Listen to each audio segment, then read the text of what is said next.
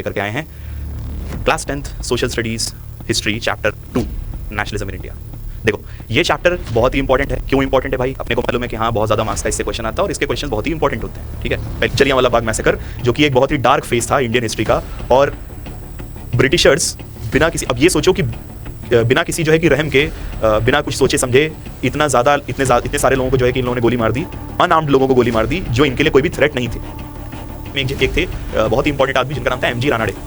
ठीक है, तो वो एक तरीके से महात्मा गांधी के गुरु थे।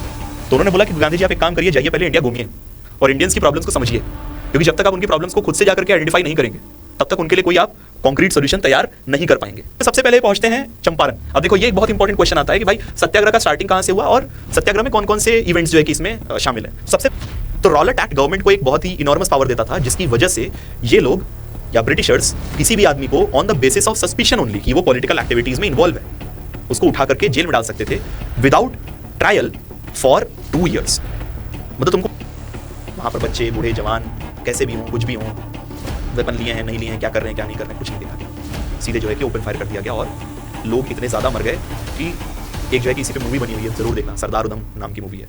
ठीक है,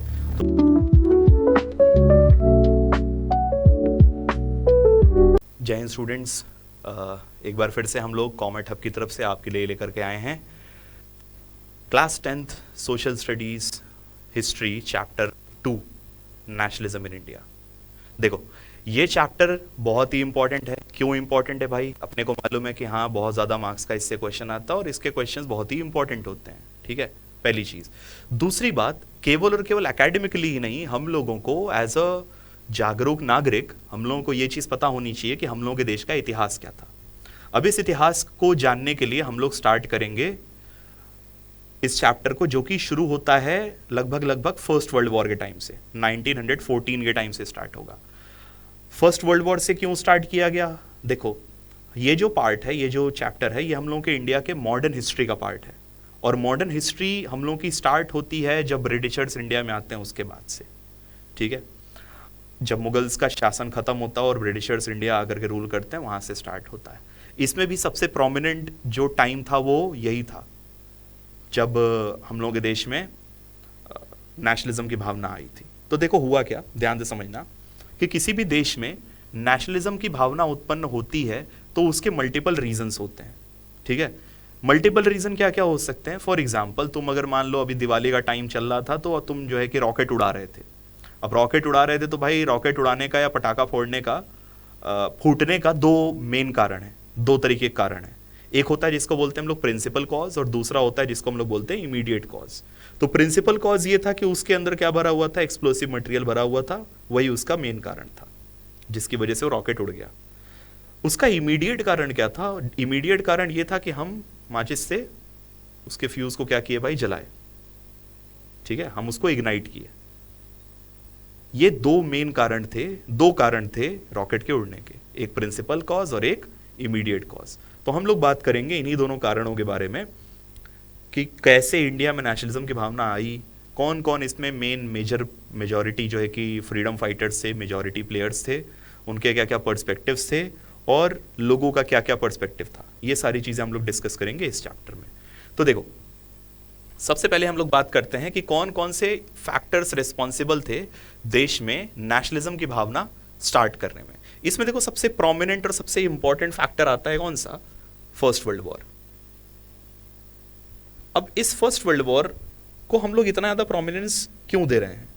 ठीक है, देखो ये टाइम था अराउंड 1914 का, जब पूरे दुनिया में फर्स्ट वर्ल्ड वॉर स्टार्ट हुआ।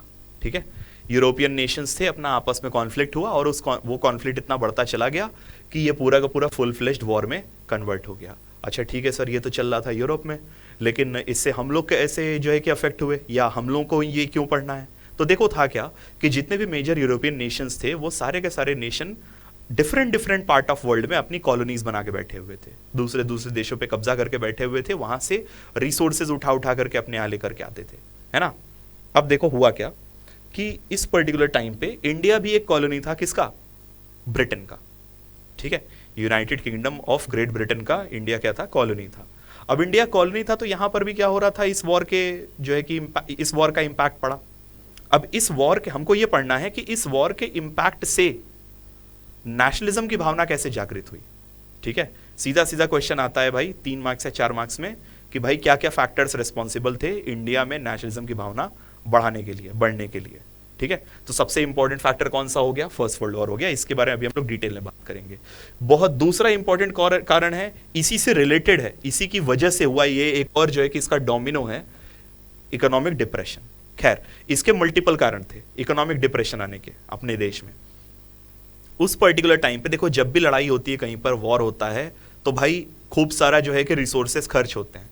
ठीक है ना, लोग जो है कि सोल्जर्स जो है कि शहीद होते हैं, उसके साथ साथ उस देश में खाने पीने का, इसके साथ साथ इंडस्ट्रीज वगैरह का, हर चीज़ पे फोकस कम हो जाता है और वॉर पे फोकस बहुत ज़्यादा बढ़ जाता है।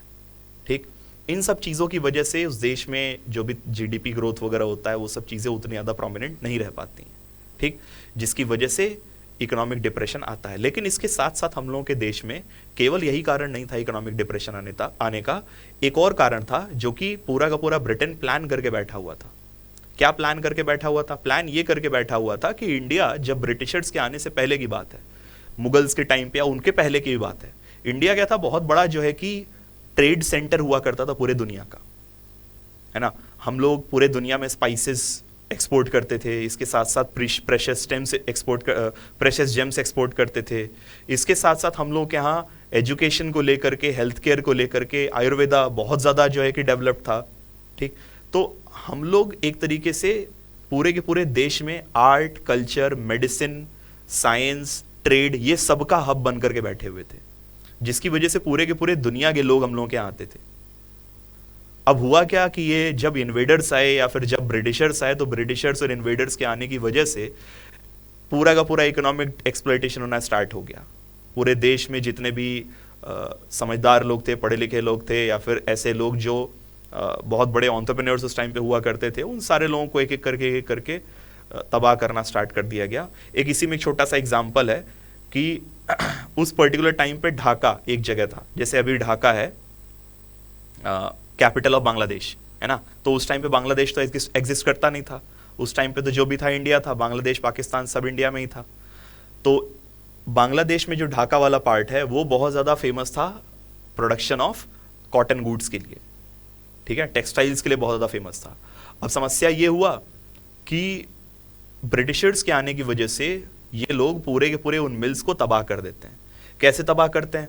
उनके ऊपर बहुत हैवी टैरिफ लगा देते हैं। जैसे भी डोनाल्ड ट्रम्प भाई सब टैरिफ लगाए थे इंडिया पे, ठीक, पूरी दुनिया पे वो टैरिफ ही लगाते हुए चल रहे हैं, है ना।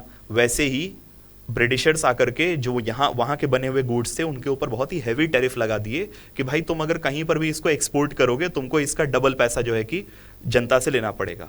तो भाई पहले कोई सामान अगर मान लो 100 रुपए का मिल रहा है, अचानक से उसका दाम बढ़ करके 200 हो जाए, तो हम ढूंढेंगे कि भाई किसी दूसरी दुकान से ले लेते हैं। वही सेम चीज़ यहाँ पर हुआ। इसके साथ साथ ये ब्रिटिशर्स क्या किए कि अपने यहाँ से जो भी रॉ मटेरियल्स हुआ करते थे, जो रॉ कॉटन हुआ करता था, उसको यहाँ से ले जा करके इंग्लैंड लेकर के जाते थे। और इंग्लैंड में जो भी मिल्स होती थी, मैनचेस्टर एक शहर है, जैसे मैनचेस्टर यूनाइटेड फुटबॉल क्लब का नाम सुने होंगे, मैनचेस्टर सिटी का नाम सुने होंगे, ऐसी मैनचेस्टर एक शहर है जहाँ पर टेक्सटाइल प्रोडक्शन बहुत ज़्यादा होता था। तो उस पर्टिकुलर जगह पे क्या होता था, बहुत बड़ी बड़ी कॉटन मिल्स लगाई गई थी। तो वो लोग मशीन मेड प्रोडक्ट्स बनाते थे और बना करके उठा करके वापस ले आकर के इंडिया में बहुत ही कम दामों में बेचते थे, जिसकी वजह से अब ये जो टेक्सटाइल इंडस्ट्री थी इंडिया की, वो बाहर भी सामान एक्सपोर्ट नहीं कर पा रही है। क्यों? क्योंकि टैरिफ बहुत हाई है। और इंडिया के डोमेस्टिक मार्केट में भी compete नहीं कर पा रही है। क्यों? क्योंकि ब्रिटिशर्स ने अपने सस्ते सामान को उठा करके, यहाँ पर गुड्स को उठा करके भर दिया है पूरे पूरे मार्केट में।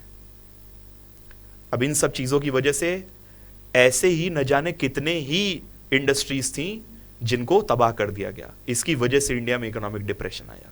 खैर, तीसरा कारण था, अब देखो तीसरा कारण जो है वो एक इमीडिएट कॉज है, रॉलेट एक्ट। इसके बारे में हम लोग डिटेल में बात करेंगे। ये बहुत ही टिपिंग पॉइंट था इंडियन हिस्ट्री का। खैर, और चौथा चीज था इसी से रिलेटेड, जलियांवाला बाग मैसेकर, जो कि एक बहुत ही डार्क फेस था इंडियन हिस्ट्री का।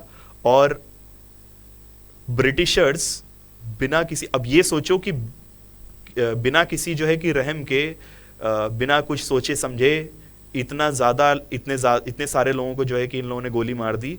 अनआर्म्ड लोगों को गोली मार दी जो इनके लिए कोई भी थ्रेट नहीं थे, कोई आर्म्ड रिबेलियन नहीं चल रहा था, कोई आदमी गोला बारूद का इस्तेमाल नहीं कर रहा था, केवल और केवल बैठ के लोग पीसफुल प्रोटेस्ट कर रहे थे। तो जहां जहां पर प्रोटेस्ट को अगर दबाया जाएगा, ऑप्रेस किया जाएगा, तो फिर उसके बाद जो भी होगा, जैसे अभी नेपाल का एग्जाम्पल हम लोग देख सकते हैं कि जो भी प्रोटेस्टर्स थे, जो भी लोग थे, वो पूरा का पूरा जो है कि देश अपने कब्जे में ले लिए। डिस्कॉर्ड सर्वर पे जाकर के लोग प्राइम मिनिस्टर इलेक्ट कर रहे हैं। हम लोगों के लिए बहुत ही नई चीज है, बहुत बड़ी चीज है, ठीक है। तो जलियांवाला बाग मैसेकर एक ऐसा ही टिपिंग पॉइंट था। तो एक एक करके हम लोग स्टार्ट करेंगे चीजों को समझना, और क्या हुआ, कैसे हुआ, इन सब चीजों के बारे में हम लोग बात करेंगे। आ जाओ,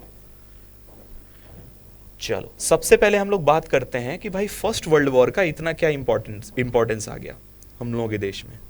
तो देखो होता क्या था, कोई भी वॉर है तो उसमें लड़ने के लिए कौन चाहिए भाई? सोल्जर्स चाहिए, ठीक है।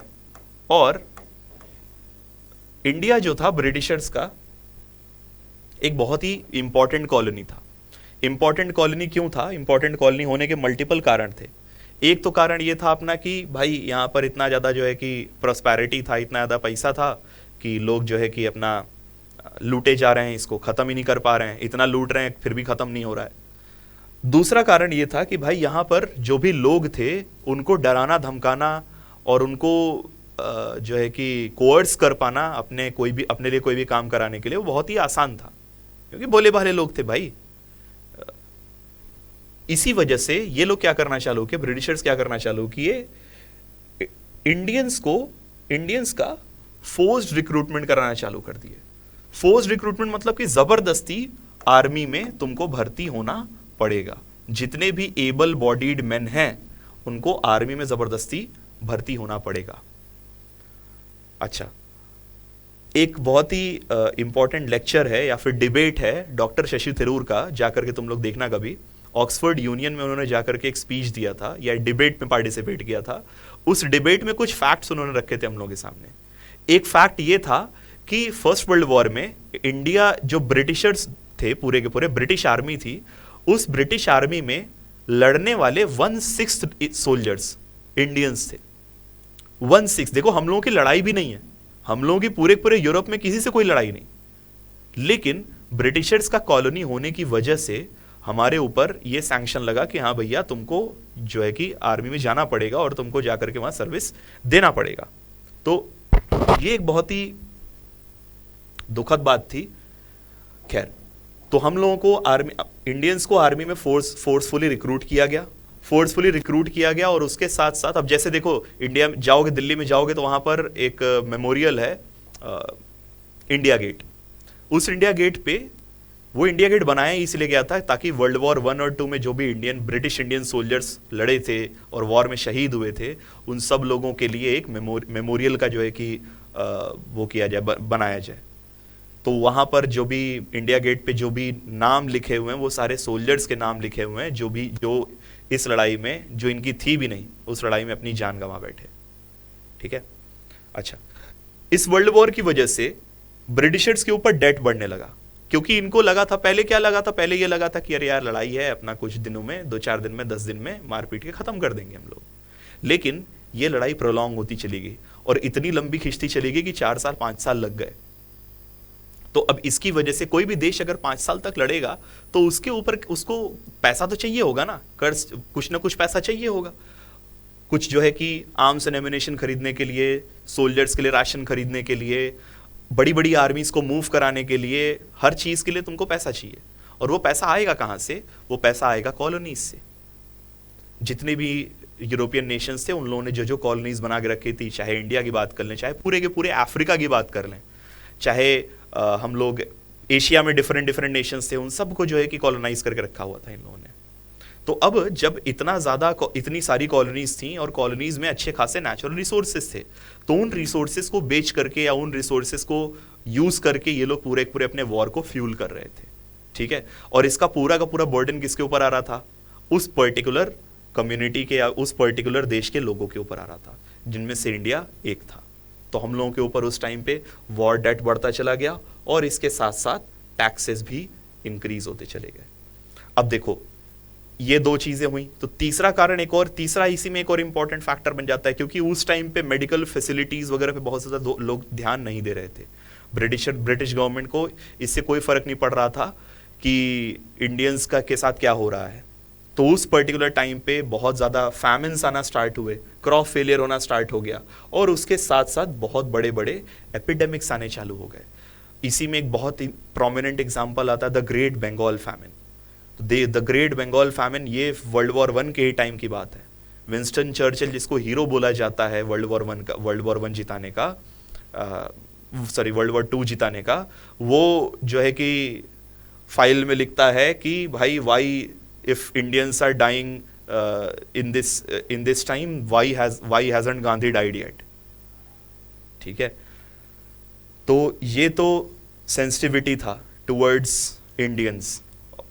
अब इसमें देखो होता क्या है कि ये तीन कारण थे, ये तीन चीजें थी, ये तीन इंपॉर्टेंट चीजें थी जो फर्स्ट वर्ल्ड वॉर की वजह से हुआ। अब देखो इसी में एक और मूवमेंट आता है, खिलाफत मूवमेंट, जिसके बारे में भी हम लोग थोड़ी देर में बात करेंगे। आ जाओ। हाँ देखो थोड़ा सा खिलाफत मूवमेंट का भी हम लोग बैकड्रॉप या बैकग्राउंड समझ लेते हैं। तो था क्या कि जब फर्स्ट वर्ल्ड वॉर खत्म होने वाला था या खत्म हो रहा था, तो इसी में एक देश था टर्की, जहां पर ऑटोमन एम्पायर का रूल था। तो टर्की वॉज या Ottoman empire was fighting against the Britishers, है ना, इन फर्स्ट वर्ल्ड वॉर। तो फर्स्ट वर्ल्ड वॉर में ऑटोमन एम्पायर हार गया, जर्मनी हार गया, पूरा जो उनका ग्रुप था वो पूरा ग्रुप हार गया। तो अब ये हुआ कि जो मुस्लिम्स का वहां पर लीडर है, जिसको हम लोग बोलते हैं, जिसको उस टाइम पे बोला जाता था खलीफा, तो जब ब्रिटिशर्स या जो भी लोग जो है कि वॉर को जीत गए, तो अब ये लोग क्या करेंगे, खलीफा के पावर्स को कम कर देंगे। खलीफा के पावर को कम करने की वजह से एक तरीके से मुस्लिम्स का जो स्पिरिचुअल लीडर होता है उसके पावर्स को कम करना हो गया। तो इंडियन मुस्लिम्स भी इस चीज को लेकर के बहुत ज्यादा जो है कि नाराज थे, खफा थे, और इसीलिए एक खिलाफत कमेटी बनाई गई बॉम्बे में, जिसमें मोहम्मद अली और शौकत अली, दो जो है कि यंग मुस्लिम लीडर्स थे, जो सामने आए और बोले कि भाई ऐसा नहीं होना चाहिए। ठीक है, अब इसके साथ साथ हम लोग ऐड करेंगे नॉन कोऑपरेशन मूवमेंट को।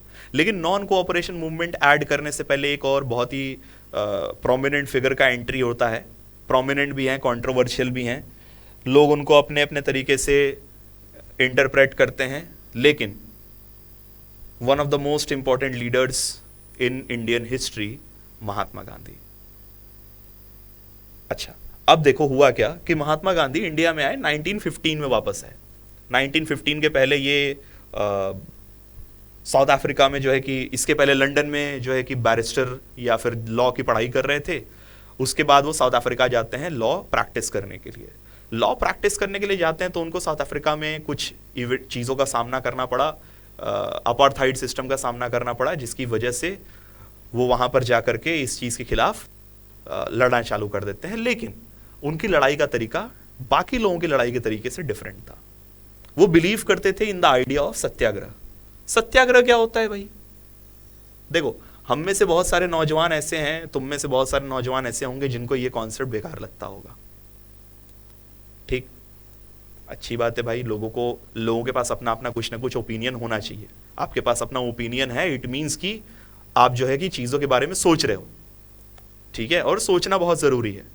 ठीक, मसल ये इसका जितना भी तुम जिम जा करके शरीर का इस्तेमाल कर लो, शरीर को अपने मजबूत बना लो, अच्छी बात है, बनाना चाहिए, लेकिन उसके साथ साथ इसका भी इस्तेमाल करना चाहिए, क्योंकि ये भी एक टाइप का मसल ही है।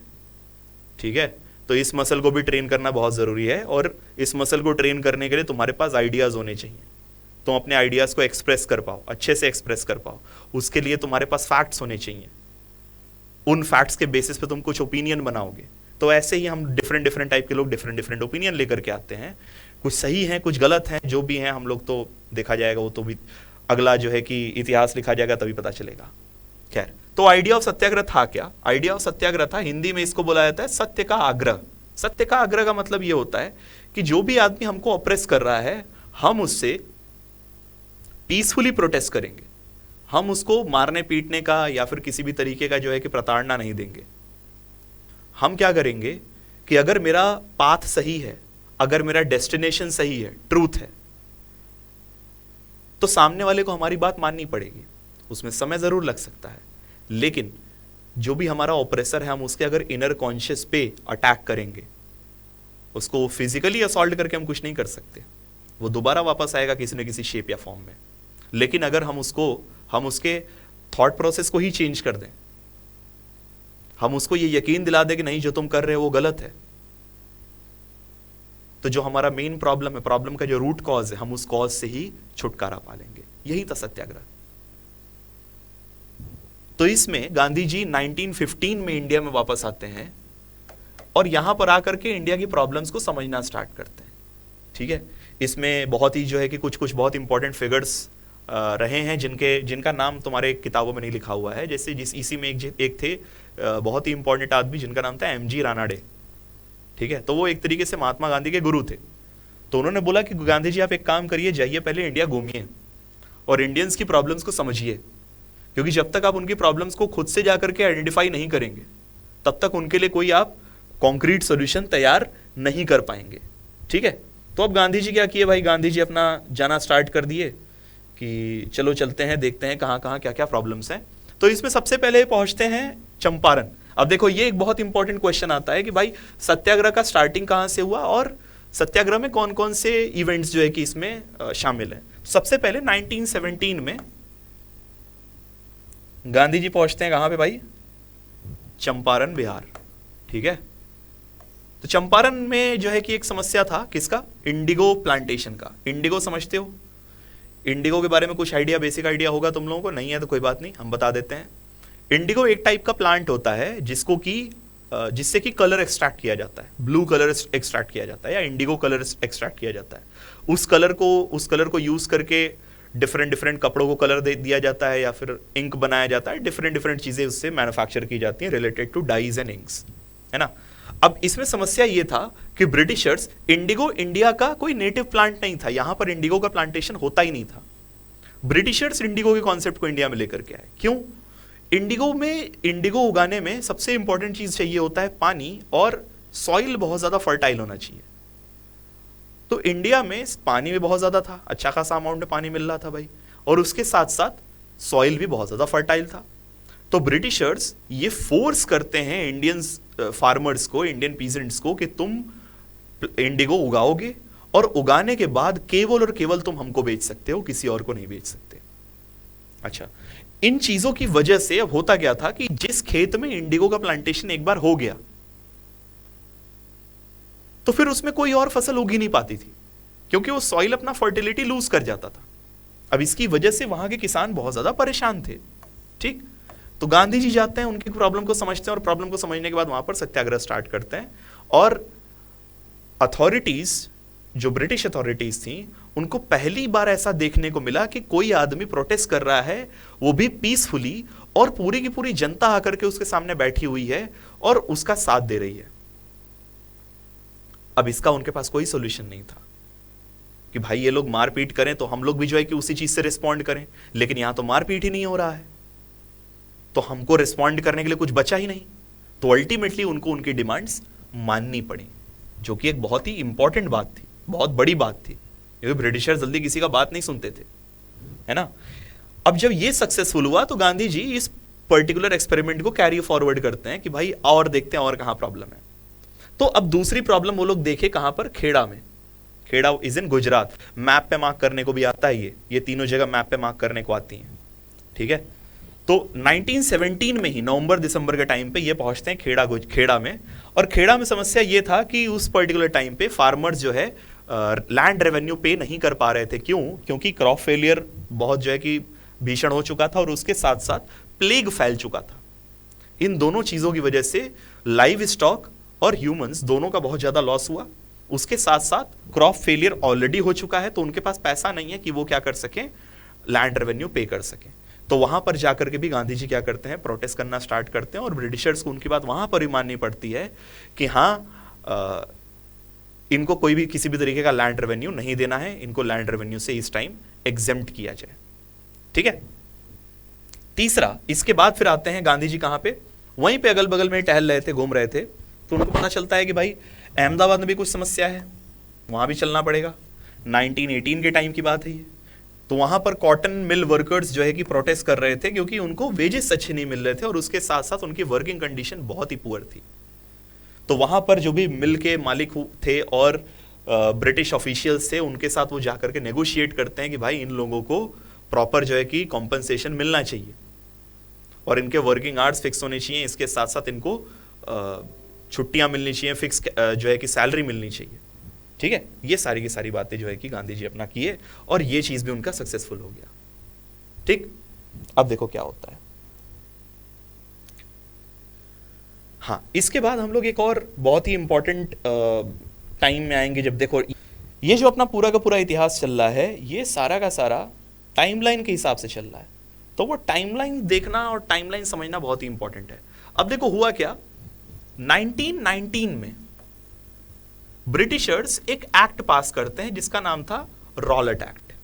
तो ये इंपीरियल लेजिस्लेटिव काउंसिल थी ब्रिटिशर्स की, वो जो है कि पास करती है और इसकी वजह से जितने भी गवर्नमेंट के ऑफिशियल्स हो गए, इनको एक पावर मिल जाती है। क्या पावर मिल जाती है कि किसी भी तरीके का पॉलिटिकल एक्टिविटी कोई भी बंदा कर रहा है, कोई भी इंसान कर रहा है, तो जो भी अब देखो ध्यान देना, क्रिमिनल्स और पॉलिटिकल प्रिजनर्स दोनों अलग अलग होते हैं। ठीक है, क्रिमिनल्स कौन होते हैं? जो कोई क्राइम कर रहे हो। ठीक है, पॉलिटिकल पार्टी बनाना या फिर पॉलिटिक्स के बारे में बात करना या फिर किसी आदमी को क्रिटिसाइज करना किसी भी तरीके का गुनाह नहीं है ना, क्राइम नहीं है। तो ऐसे लोगों को पॉलिटिकल प्रिजनर्स बोला जाता था, जिनको पॉलिटिक्स की वजह से जेल में डाल दिया जाता था। तो रॉलेट एक्ट गवर्नमेंट को एक बहुत ही इनॉर्मस पावर देता था, जिसकी वजह से ये लोग या ब्रिटिशर्स किसी भी आदमी को on the basis of suspicion only कि वो पॉलिटिकल एक्टिविटीज में इन्वॉल्व है, उसको उठा करके जेल में डाल सकते थे विदाउट ट्रायल फॉर 2 years। मतलब तुमको उठा करके जेल में डाल दिया और 2 साल तक तुमको कोर्ट में ही नहीं पेश कर रहे हैं कि तुम वहां बता पाओ कि मेरे साथ हुआ क्या है। अपना इनोसेंस प्रूफ करने का तुमको मौका ही नहीं मिल रहा है। अब वो 2 साल का समय बहुत बड़ा समय होता था। उन 2 साल के समय में लोग जो है कि गायब हो जाते थे, उनको इतना ज्यादा टॉर्चर किया जाता था, मारा पीटा जाता था कि इसकी वजह से उनकी स्पिरिट ब्रेक हो जाती थी। ये एक बहुत बड़ा, बहुत खतरनाक कानून था। अच्छा, अब देखो था क्या कि महात्मा गांधी को ये समझ में आया कि भाई देखो ये सब लॉज के अगेंस्ट अपने को आवाज उठानी पड़ेगी, और वो बोले कि ये जो भी हम लोग लॉज के अगेंस्ट आवाज उठाएंगे वो क्या होगा, नॉन वायलेंट होगा और सिविल डिसोबीडियंस जैसा होगा। मतलब हम लोग बहुत ही सिविल मैनर में तुम्हारा काम करने से, ब्रिटिशर्स का काम करने से मना कर देंगे। ठीक है, अब देखो होता क्या है कि 6 अप्रैल को एक हड़ताल का जो है कि प्रपोजल दिया गया कि भाई 6 अप्रैल को पूरे इंडिया में हड़ताल होगा, कोई आदमी कुछ काम नहीं करेगा। ठीक है, सारा बाजार बंद रहेगा, स्कूल बंद रहेंगे, ऑफिसेज बंद रहेंगे, सब कुछ बंद रहेगा। ठीक, 10 अप्रैल को क्या होता है, 10 अप्रैल को अमृतसर में पुलिस ओपन फायर कर देता है पीसफुल प्रोसेशन पे। लोग जो है कि पीसफुली प्रोटेस्ट कर रहे थे उन पे ओपन फायर कर देता है, और जिसकी वजह से बैंक पे, पोस्ट ऑफिसेज पे, रेलवे स्टेशन पे लोग क्या कर देते हैं भाई, अटैक कर देते हैं। ठीक है, इस चीज से प्रोवोक होकर के लोग अटैक कर देते हैं। अब इसके बाद के इवेंट बहुत इंपॉर्टेंट है। इसके बाद के इवेंट इंपॉर्टेंट क्यों है? क्योंकि इसके बाद एक और चीज आता है जिसको बोला गया जलियांवाला बाग मैसेकर। अब इस जलियांवाला बाग मैसेकर में क्या था कि मार्शल लॉ इंपोज कर दिया गया। मार्शल लॉ का मतलब क्या था भाई? मार्शल लॉ में यह था कि कोई भी आदमी झुंड बना करके कहीं पर भी इकट्ठा नहीं हो सकता। ठीक है, कोई वेपन नहीं रख सकता, डंडा भी वेपन की तरह यूज कर सकते हो, तो वो भी अगर तुम डंडा लेकर के भी चल रहे हो तो तुमको जो है कि जेल में डाला जा सकता है।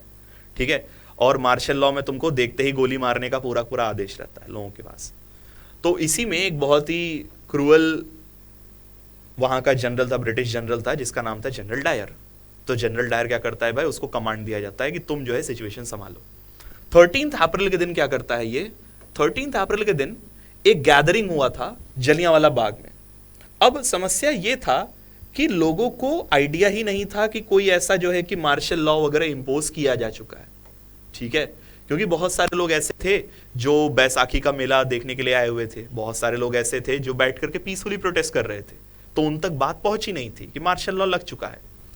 अब जनरल डायर क्या करता है कि लोगों को, अब एक जलियांवाला बाग में क्या है कि भाई एक सिंगल एंट्री डोर है, ठीक है ना, सिंगल एंट्रेंस है, तो सिंगल एंट्रेंस है, तो वो क्या किया कि उस एंट्रेंस को ब्लॉक कर दिया। अब ब्लॉक करने के बाद अंदर सारे सोल्जर्स को लाइन से खड़ा करके बोलता है ऐसा है कि तुम इन पे गोली चलाओ। वो सोल्जर्स जो भी ऑर्डर्स उनको मिले उनको फॉलो करते हैं, और वहां पर बच्चे, बूढ़े, जवान, कैसे भी हों, कुछ भी हों, वेपन लिए हैं, नहीं लिए हैं, क्या कर रहे हैं, क्या नहीं कर रहे हैं, कुछ नहीं देखा गया। सीधे जो है कि ओपन फायर कर दिया गया, और लोग इतने ज़्यादा मर गए कि एक जो है कि इसी पे मूवी बनी हुई है, ज़रूर देखना, सरदार उधम नाम की मूवी है, ठीक है। तो उसमें जो है कि इसका डिपिक्शन बहुत ही हॉरिफिक दिखाया गया है कि हाँ एक्चुअली में कैसा था। उसी में एक कुआं था, उसी बाग में, गोलियों से बचने के लिए लोग उस कुएं में कूद के मर गए। तो बहुत ही जो है कि ऐसा मैसेकर कभी हुआ नहीं था इंडिया में। अब जनरल डायर यहां पर क्या करता है, उसका मेन ऑब्जेक्टिव था कि लोगों के अंदर एक मॉरल इफेक्ट पैदा करे, और सत्याग्रही जितने भी हैं उनके दिमाग में, उनके अंदर जो है कि एक भय पैदा करे, टेरर पैदा करे कि अगर तुम इस राह पे चलोगे, अगर तुम ब्रिटिशर्स को अपोज करोगे, अगर तुम गवर्नमेंट के खिलाफ कुछ भी बोलोगे, अगर तुम किसी भी प्रोटेस्ट का हिस्सा बनोगे, तो तुम्हारे साथ ऐसा ही बर्ताव किया जाएगा। ये था जलियांवाला बाग मैसेकर। तो इसको पॉइंट वाइज जो है कि अपना मेंशन करना, क्या क्या इवेंट हुआ, कैसे कैसे हुआ, उस इवेंट का कारण क्या क्या था, ये सारी चीजें जाननी बहुत ज्यादा जरूरी होती हैं, ठीक है। अब देखो हुआ क्या कि इस चीज की वजह से गांधी जी इतना अफेक्ट हुए कि भाई हम जो चीज नहीं चाहते थे वही सेम चीज हो रही है। हम नहीं चाहते थे कि लोग मारे जाएं, किसी भी तरीके का वायलेंस हो, लेकिन वायलेंस हुआ। तो इस वजह से इस मूवमेंट को यहीं पे रोकना पड़ा। अब इसके बाद क्या होता है कि वेट, इसके बाद देखो क्या होगा, हम लोग बात करेंगे खिलाफत वाले मूवमेंट की। खिलाफत मूवमेंट के बारे में हम लोग वही बात किए थे जो कि जब फर्स्ट वर्ल्ड वॉर में ऑटोमन टर्क्स जो है कि हार जाते हैं, तब क्या होता है, ये रूमर फैलता है कि भाई एक बहुत ही हार्श पीस ट्रीटी साइन किया जाएगा, जिसकी वजह से इनके ऊपर जो है कि ऑटोमन जो भी रूलर्स हैं या फिर जो भी मुस्लिम्स के गुरु हैं, खलीफा हैं, उनका पावर कम कर दिया जाए। कैसा लगा ये वीडियो, इसके बारे में कमेंट्स में ज़रूर बताइए, और इसके साथ साथ जो भी नेक्स्ट वीडियो चाहिए, जो भी टॉपिक पे तुमको वीडियो चाहिए, उसको तुरंत जो है कि कमेंट बॉक्स में शेयर करो, और पढ़ते रहो भाई ऐसे ही, ठीक है। और जो भी तुमको समस्या हो, जो भी किसी को भी कुछ भी डाउट हो, तो वो कमेंट बॉक्स में शेयर करें, ठीक। जय हिंद।